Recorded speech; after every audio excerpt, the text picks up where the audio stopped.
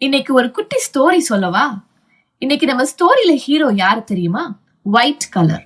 நம்ம சின்ன பிள்ளைங்களா இருக்கிறப்ப கலர் பென்சில் பாக்ஸ ஓபன் பண்ண உடனே எல்லா கலர்ஸையும் யூஸ் பண்ணுவோம். Red, blue, green, yellow, black எல்லாத்தையும் யூஸ் பண்ணுவோம்.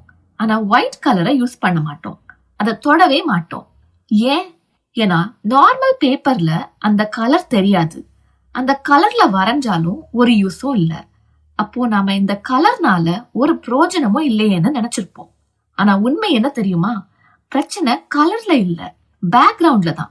ஒரு ஒயிட் கிரையான எடுத்து பிளாக் சார்ட் பேப்பர்ல எழுதி மட்டும் பாருங்க. அதுதான் மேஜிக்.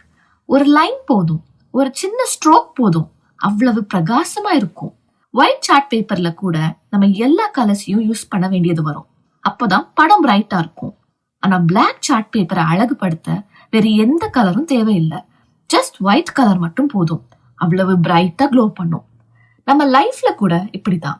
நம்ம பெஸ்ட கொடுப்போம், நேர்மையா வேலையை செய்வோம், அமைதியா முயற்சி பண்ணுவோம். ஆனா யாரும் நம்மள கண்டுக்கவே மாட்டாங்க. அதுக்கு அர்த்தம் நம்ம கிட்ட திறமை இல்ல, நம்மளால செய்ய முடியலங்கிறது இல்ல.